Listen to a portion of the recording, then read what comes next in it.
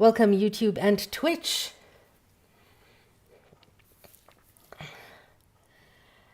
Yeah, today's been a day. So, how is everyone doing? Are you all okay? Is your day going well? I hope it is. But yeah, it has been a while since we touched on Orientalism. And yes, we're doing Orientalism by Edward Saïd. We are still not done. Fun. But we don't have much to go in the greater scheme of things because we're, yeah, about that much. I don't know if you guys can see on TikTok. But yeah, they were talking about the Arab revolt. So he was saying that the last time we read, which was about 2 or 3 weeks ago, the relationship between the white man and the Oriental and the Orient as a whole. Hi, Geeky. Welcome. And in talking about the Arab revolt, they were positioning themselves as the savior of the Arab people. And so in especially Lawrence's writing, he reduced the entire narrative of the revolt to a bitter failure or a standing civil war. And the quote that we read last was, "In reality, we had borne the vicarious for our own sakes, or at least because it was pointed for our benefit, and could escape from this knowledge only by make-believe in a sense as well as motive. There seemed no straight walking for us leaders in this crooked lane of conduct, ring within ring of unknown shamefaced motives, cancelling or double-charging their precedents." And so, yeah, this is where we left off. Yay! Welcome, Moss. To this intimate sense of defeat, Lawrence was later to add a theory about the old men who stole the triumph from him. And this is something that we notice all across colonial history, where the colonists would write of skirmishes and wars between nations that are not theirs and say things like, this was our defeat, this was our loss, this was our victory, when they were barely involved. What it was a victory for them when they said it was their victory is that the resources they were to plunder were preserved in the place that they controlled. So we continue. In any event, what matters to Lawrence is that as a white expert, the legatee of years of academic and popular wisdom about the Orient, he is able to subordinate his style of being to theirs, thereafter to assume the role of Oriental prophet, giving shape to a movement in the new Asia. And when, for whatever reason, the movement fails, it is taken over by others, its aims are betrayed, its dreams of independence invalidated, it is the white man's disappointment. It is Lawrence's disappointment that counts. So far from being a mere man lost in the great rush of confusing events, Lawrence equates himself fully with the struggle of the new Asia to be born. Okay, I can't pronounce this name. Whereas Aeschylus had represented Asia mourning its losses, and Nerval had expressed his disappointment in the Orient for not being more glamorous than he had wanted, Lawrence here becomes both the mourning continent and the subjective consciousness, expressing an almost cosmic disenchantment. In the end, Lawrence, and thanks not only to Lowell Thomas and Robert Graves, and Lawrence's vision became the very symbol of Oriental trouble. In short, he had assumed responsibility for the Orient by interspersing his knowing experience between the reader and history. As it always is the case whenever somebody is writing about about black and brown spaces, the white person is the expert.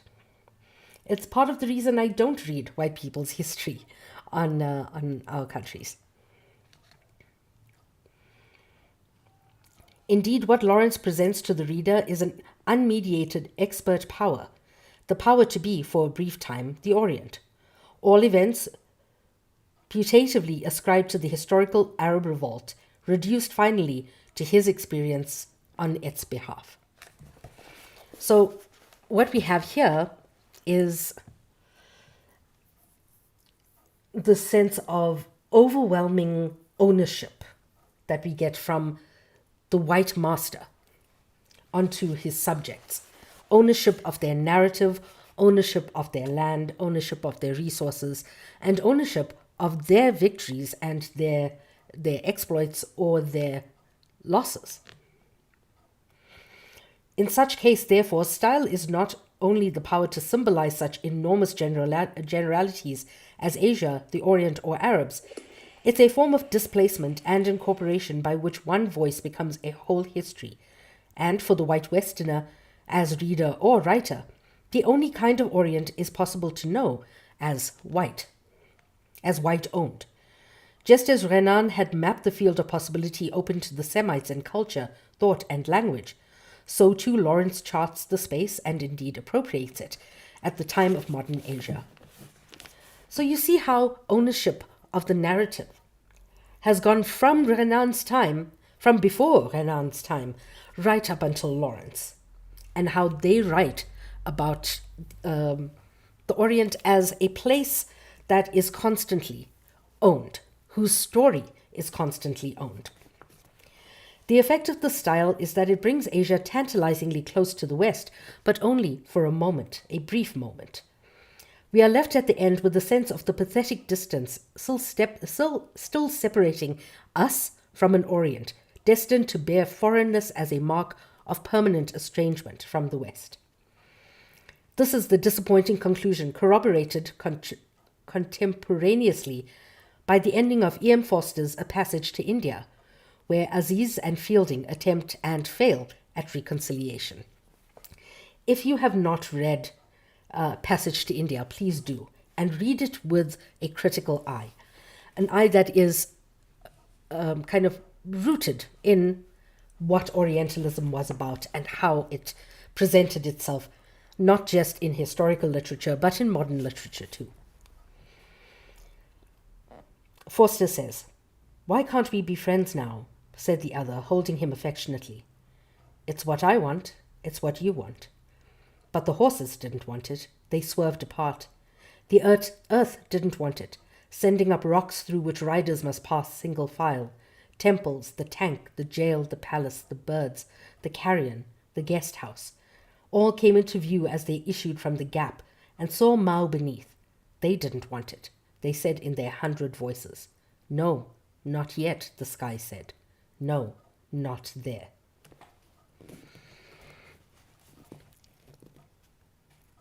And if you have read A Passage to India, please correct me if I'm wrong. But it's all the divine power saying that Aziz and Fielding must be kept separate as a kind of an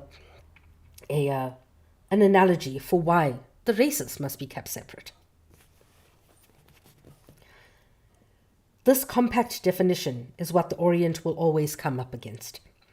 Despite its pessimism, there's positive political messaging behind its phrases. The gulf between East and West can be modulated, as Cromer and Balfour knew well, by superior Western knowledge and power. Lawrence's vision is complemented in France by Maurice Barré's Enquête au Pays de Levant, the record of the journey through the Near Orient in 1914. Like so many works before it, this is a work of recapitulation, whose author not only searches out sources of and origins of Western culture in the Orient, but also redoes Neval, Flaubert, Lamartine, and their voyages to the Orient. For Barrès, however, there's an additional political dimension to his journey. He seeks proof and conclusive evidence for a constructive French role in the East. Look at the Sykes-Picot Agreement. That's all I'm going to say. Yet the difference between French and British expertise remains. The French manage an actual conjunction of peoples and territory, whereas the British deal with the realm of spiritual possibility.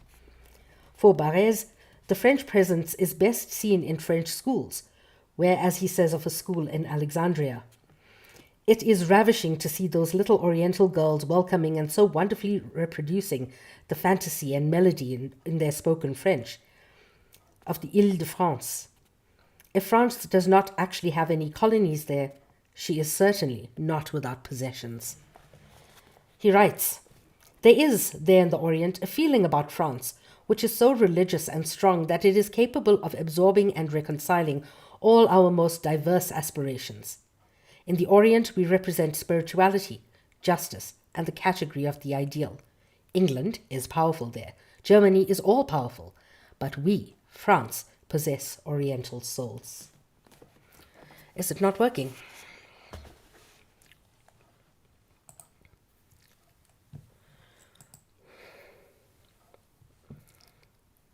I don't know why, because everything seems to be going okay on my end.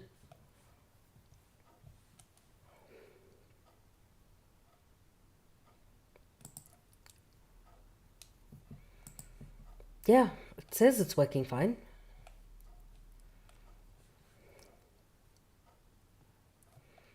Yeah. I don't know what else to do though. um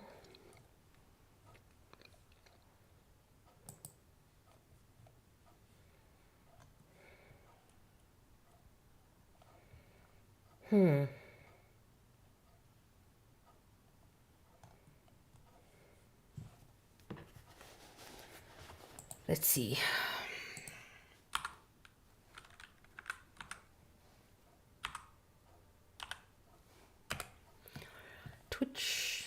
Twitch. I need to mute the site.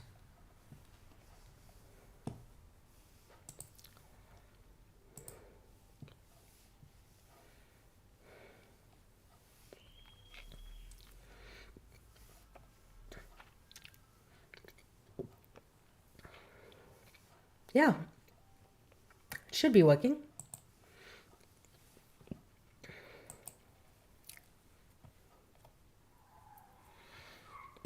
Yeah, everything seems to be working on my side.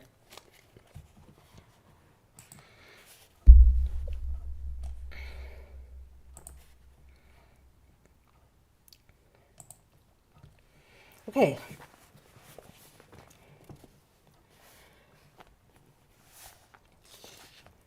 And lost train of thought. Oh yes, France. So France is interesting because when France wants to intervene in something, it's not only for resources. It is for pretty much one thing only: to expand not only French influence, but what they see as superior French culture.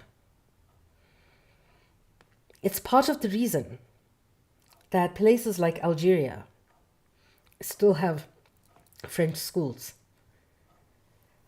Places like the Alliance Française, they are all over the global south, to lure people into this false sense of French superiority of culture. I speak French. I understand French. It is...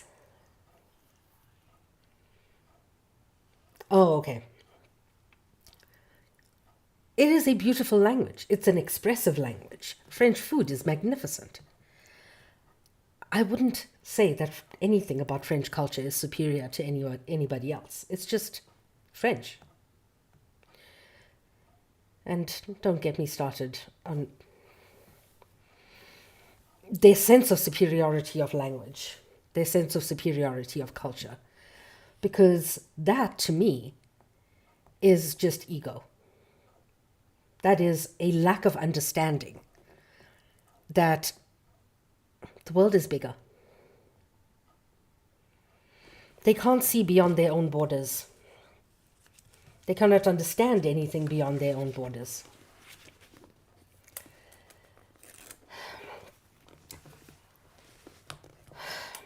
And why they want the Oriental soul to be French is because they want to capture the, as I said, the hearts and minds of people to becoming more assimilated to France, because they see France as superior.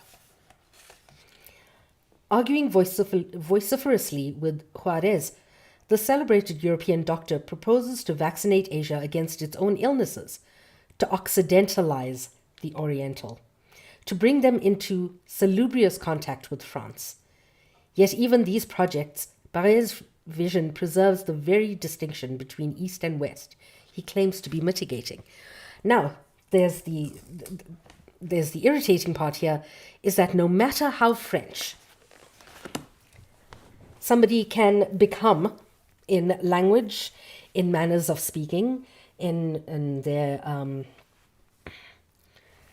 mannerisms, in their cooking, how well, quote unquote, well, people assimilate to French culture, people's race and origin will always come first. So there's this funny thing about French. When the French say, I don't know, it's je ne sais pas. When you've lived with or around, or you speak French people, or you live with French people for long enough, it slowly goes from je ne sais pas to je sais pas, spa, to just oh, poof. And when somebody says je ne sais pas, it's either that they're speaking formally or they're just learning the language. Even if you speak French like a French person. I remember at a party once, I was quite inebriated, and I kept on saying to the French people, je ne suis pas bourré. Je ne suis pas bourré, which is a colloquial way of saying I'm not drunk. Pas bourré. Thank you. And a lot of them said that I speak French like a French person. But it's kind of what I do with most languages. I have a tongue for language. It's one of my various talents. But there was one guy who pointed it out. Oh, but you'll never be French. Like, even if you get French citizenship, you'll never be French. And yeah, there was the racist. Because I'm brown, I will never be French. And I asked him recently on a Facebook group, like, is Mbappe still French? Or is he not French? Decide whether he's scoring a goal for you or an African country, wherever he was taken from. Yet shut him up. Anyway, Mbappe scored a brilliant goal two nights ago.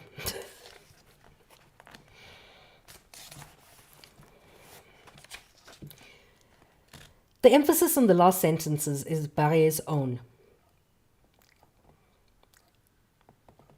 How will we be able to form ourselves an intellectual elite with which we can work, made out of the Orientals, who would not be deracinated, who would continue to evolve according to their own norms, who would remain penetrated by family traditions, who would thus form a link between the mass of natives? How will we create relationships with a view toward preparing the way for agreements and treaties, which would be the desirable form taken by our political future? All of these things are finally about soliciting these strange peoples the taste for maintaining contact with our intelligence, even though this taste may in fact come out of their own sense of national destiny. So basically saying that if we don't save these people from themselves, they will never succeed.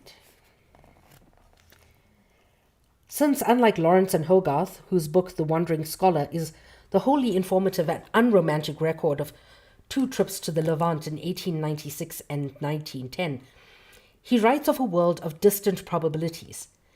He is more prepared to imagine the Orient as it is going its own way, yet the bond, or leash, I should say, between East and West that he advocates for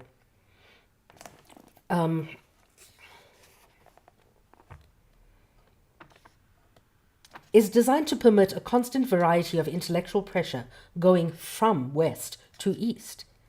Baez sees things not in terms of waves, battles, spiritual adventures, but in terms of the cultivation of intellectual imperialism. And that is the best way to describe France's intentions in the colonized world. It is intellectual imperialism. And it's subtle. Hi, JJ. The British vision, exemplified by Lawrence, is one of the mainstream of people, political organization, and movements guided, held in check by the white man's expert tutelage. The Orient is ours, our people, our dominions. Discriminations between elite and the masses are less likely to be made by the British than the French, whose perceptions and policy were always based on minorities and the insidious pressures of spiritual community between France and its colonial children. Oh, that is one way to put it.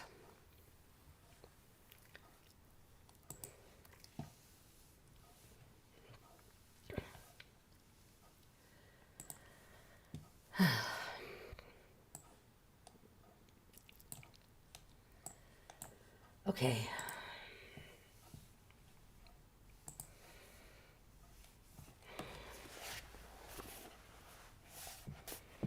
The British agent Orientalists, Lawrence, Bell, Philby, Storrs, Hogarth, during and after World War I, took over both the role of expert adventurer eccentric, created in the 19th century by Lane, Burton, and Stanhope, and the role of colonial authority, whose position is in a central place next to the indigenous ruler. Lawrence with the Hashemites, Philby with the House of Saud, two of the best-known instances. British Oriental expertise fashioned itself around consensus and orthodoxy and sovereign authority. French Oriental expertise between the wars concerned itself with heterodoxy, spiritual ties, eccentrics. It is no accident, then, that the two major scholarly careers of this period, one British, one French, were H.A.R. Gibbs and Louis Massignon, whose interest was defined by the notion of sunnah, or orthodoxy, in Islam. The other focus was on the quasi-Christ-like theophilosophical Sufi figure Mansur al-Hallaj. I shall return to these two major Orientalists a little later. Yes, this is Orientalism by Edward Saïd.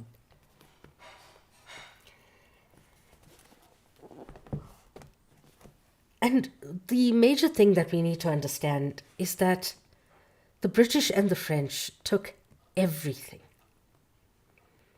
and turned it into... Oh, brilliant. Thank you.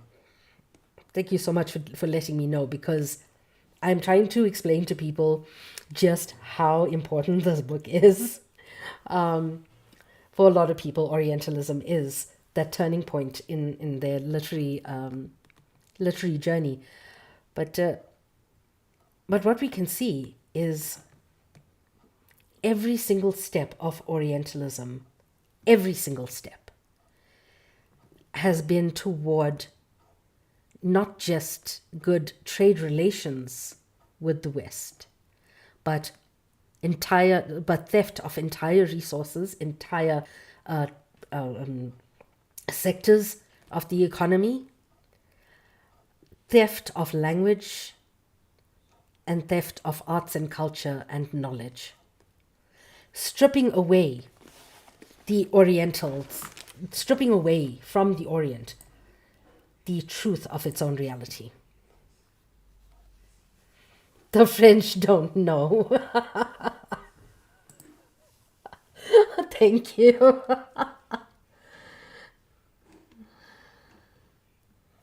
Thank you so much, Hayati. I love you.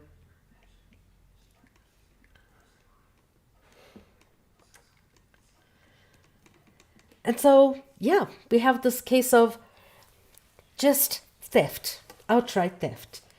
And that is exemplified in just how they write about the Oriental. The words they use to describe it, the way in which each of these writers try to lay claim over the Orient in such a way that they call it ours, but they always refer to the people as them. And I constantly go back to the idea that they want our expertise, they want our knowledge, they want our riches, they want our culture, they want to wear us like costumes, but they don't want us.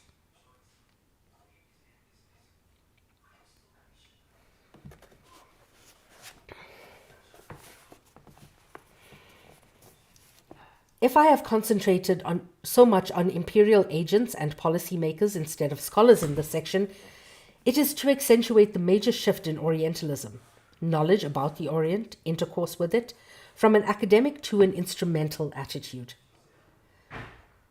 What accompanies this shift is a change in the attitude as well as individual Orientalist, who no longer sees himself as Lane, Saïd, Renan, Kosan, Müller, and others did, as belonging to a guild community with its own internal traditions and rituals.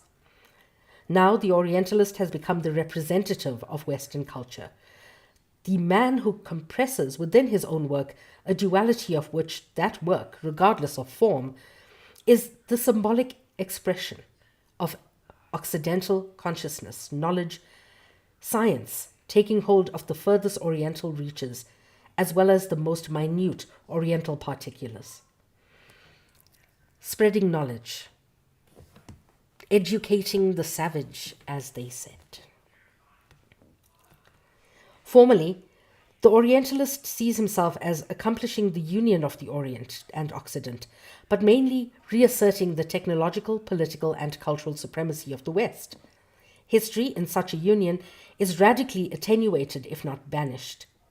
Viewed as a current of development, as a narrative strand, or as a dynamic force, unfolding systematically and materially in time and space, human history of the East or West is subordinated to an essentialist, idealist conception of Occident and Orient.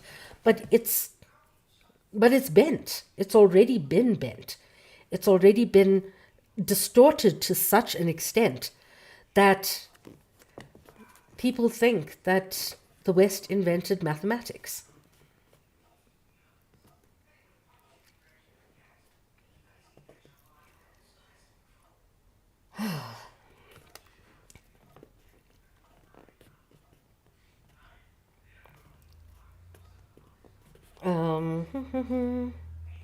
History, reasserting the technological, political, and cultural supremacy of the West. Yes. History in such a union is radically attenuated, if not banished. I read all of this. Where did I stop? Viewed as a current of development, because he feels himself to be standing at the rim of the East-West divide. The Orientalist not only speaks in vast generalities, he also seeks to convert each aspect of Oriental or Occidental life into an unmediated sign of one another or geographical half. The interchange in the Orientalist writing between this expert self and testimonial, beholding self as Western representatives, preeminently worked out visual terms, here is a typical passage, quoted by Gibb, from Duncan MacDonald's classic work, The Religious Attitude and Life in Islam, from 1909. The Arabs show themselves not as especially easy of belief, but as hard-headed, materialistic, questioning, doubting, scoffing at their own superstitions and usages, fond of tests of the supernatural, and all this in a curiously light-minded, almost childish fashion. Being somebody who is constantly around people who practice Islam, Muslim people are constantly questioning their faith and their practices, which is what Christians should be doing, by the way. The governing verb is show, which here gives us to understand that the Arabs displayed themselves willingly or unwillingly to and for expert scrutiny. The number of attributes ascribed to them by its crowded set of sheer appositions caused the Arabs to acquire a sort of existential weightlessness. Thereby, the Arabs are made to rejoin a very broad designation, common to modern anthropological thought of the childish primitive. What MacDonald also implies is that for such descriptions there is a peculiarly privileged position occupied by the West, whose representative function is to precisely show what needs to be seen. All specific history is capable of being seen thus at the apex, or the sensitive frontier of Orient and Occident together. The complex dynamic of human life, what I have been calling history as narrative, becomes irrelevant or trivial in comparison with the circular vision by which the details of Oriental life serve merely to reassert the Orientalness of such subjects and the Westernness of the observer. If such a vision in some way recalls Dante's, we should by no means fail to notice what an enormous difference there is between this Orient and Dante's. Evidence here is meant to be, and probably is considered, scientific. Its pedigree, genealogically speaking, is European, intellectual, and human science during the 19th century. The Orient is no simple marvel or an enemy or a branch of exotica. It is a political actuality of a great and significant moment. Like Lawrence, MacDonald cannot really detach his representative characteristics as a Westerner from his role as a scholar. Thus, his vision of Islam, as much as Lawrence's for the Arabs, implicates definition of the object with the identity of the person defining it, always in relation to each other, never without a sense of superiority. All Arab Orientals must be accommodated to a vision of an Oriental type constructed by the Western scholar, and if he doesn't fit into that, then he is lying. Do you know that Ryanair refused to let South Africans travel unless they could speak Afrikaans?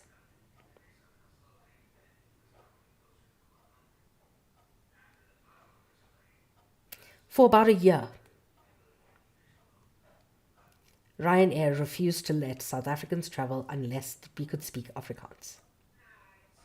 Because, by their standards, a South African is one who can speak Afrikaans. That is this in practice. That is Oriental ideals in practice. What we assume about you is what is true.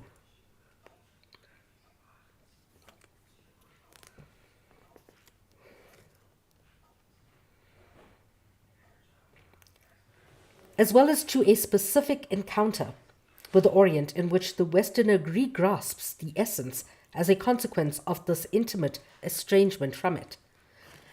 So when you see somebody saying, no, but this can't be the reality, even though he is seeing the reality in front of him, this cannot be the reality because this is what I studied and it's not what's in my books.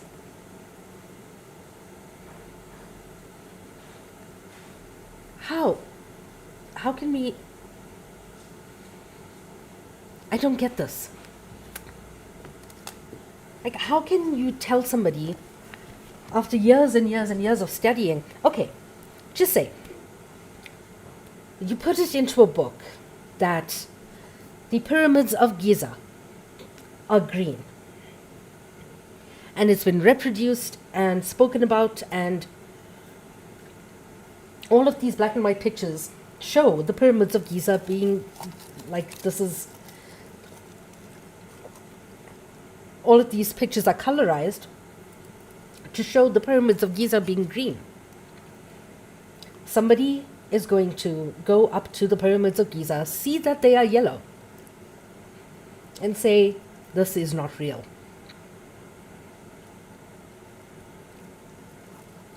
And that, in essence, is the result of Orientalism. This is the truth about those people. And if they deviate from them, they're not real. Their behavior is not typical. If you find, like with Islamophobia,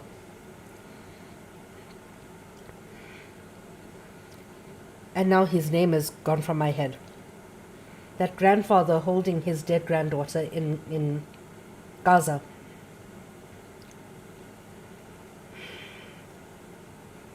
We saw videos of him playing with her, of him playing hide and seek and running around with her in the garden and blowing out her candles with her on her birthday, and then him holding her close, holding her dead body close to him the day that she died, that she was killed by Israel.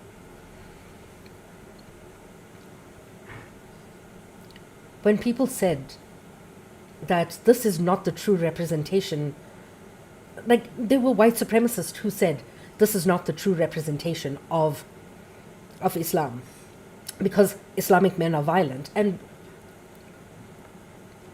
how you're seeing a Muslim man hold his dead granddaughter and you're saying that Muslim men are violent. How are you functioning right now? What is going through your head?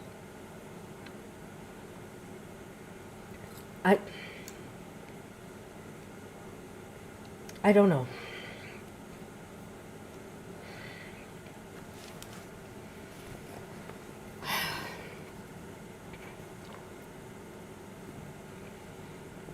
Sorry for the noise. My feet are cold. It puts that discourse abroad in the world of culture, politics, and actuality. In the period between wars, we can easily judge from, say, Malraux's novels in relations between East and West. They assumed a currency that was both widespread and anxious. The signs of Oriental claims for political independence were everywhere, certainly in the dismembered Ottoman Empire. They were encouraged by their allies and, as perfectly evident in the Arab Revolt and its aftermath, quickly became problematic.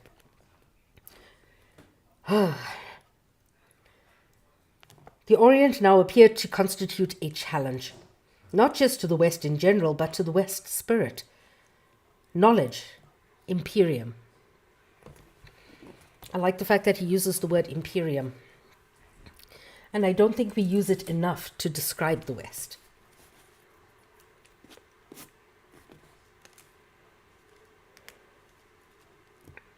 After a good century of constant intervention in and study of the Orient, the West's role in the East itself, responding to the crises of modernity, seemed considerably more delicate.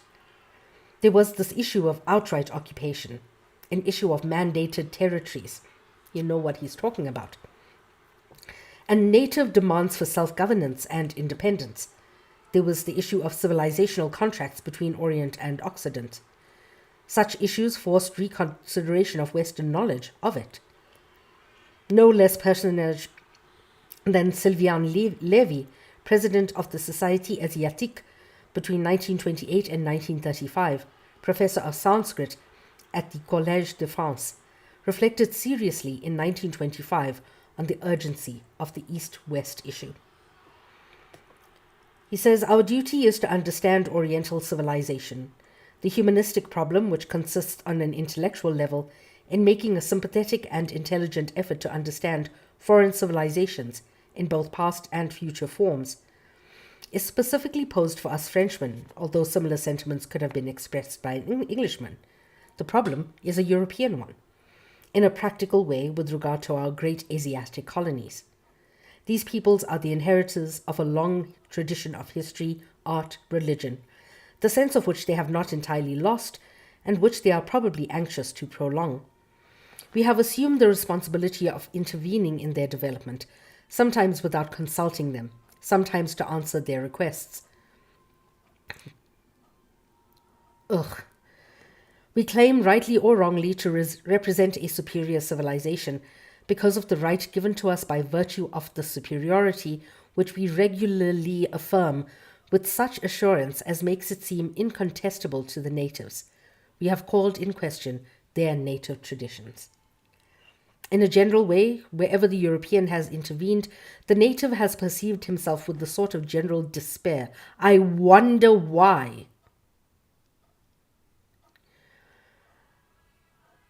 Which was really poignant, since he felt that the sum of his well-being in the moral sphere, more than sheer material terms, instead of increasing, had in fact diminished. I wonder why. All of which has made the foundation of his social life seemed to be flimsy and ought to crumble under him, and the golden pillars on which he had thought to rebuild his life seemed no more than tinselled cardboard. Please, somebody say it for me.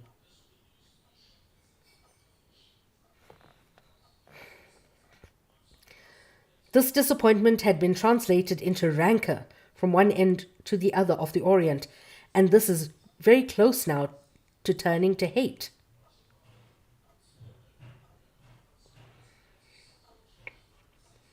He wrote this in 1925. Just by the way. And hate only awaits for the right moment in order to turn into action. I mean, he wasn't wrong. But somebody say it for me, please.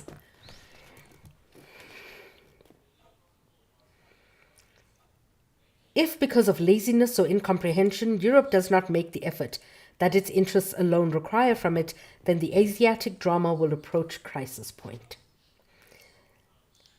It is here that the science, which is a form of life and instrument of policy, wherever our interests are at stake, owes itself to penetrate native civilization, life, intimacy, in order to discover their fundamental values and durable characteristics, rather than to smother native life with incoherent threats of European civilizational imports.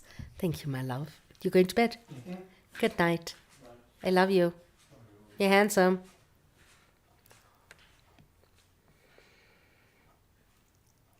We must offer ourselves to the civilization as we do our other products on the local exchange market.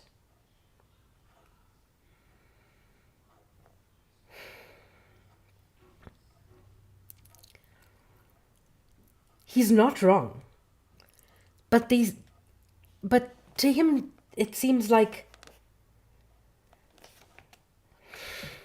revelations somehow. Why is this a revelation, white man? It's only a revelation to you.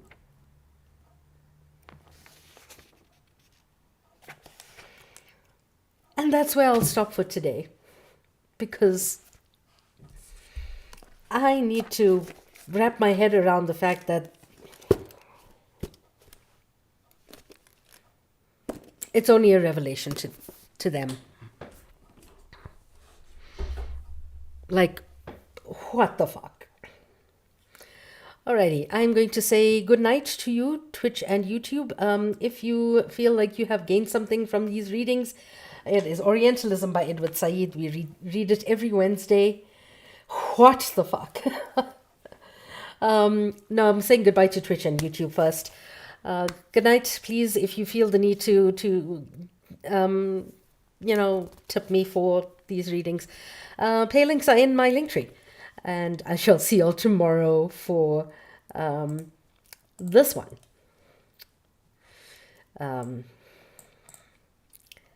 Yeah, that one. I don't know why it is not sized right. Yes, abolition feminism now. But yeah, I shall see you all then. And to the Tiki Talkie, yeah,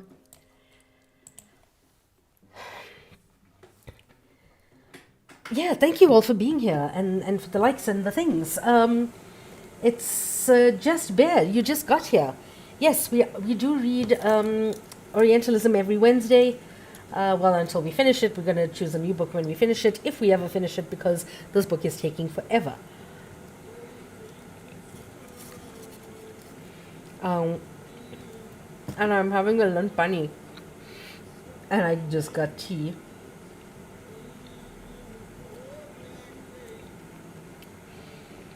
I'm very happy about my tea. A lint bunny. Lindor. Lint. Yes. It was bought today.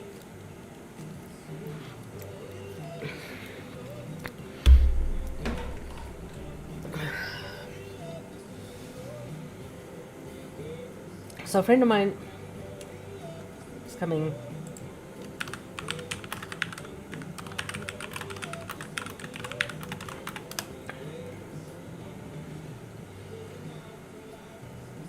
The Lent ones, yeah.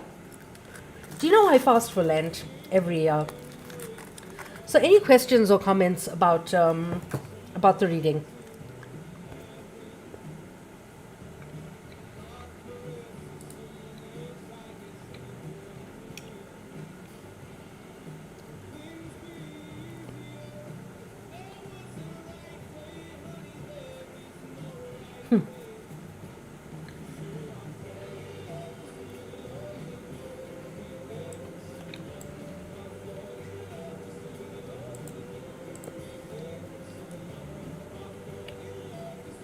Yay! I'm glad.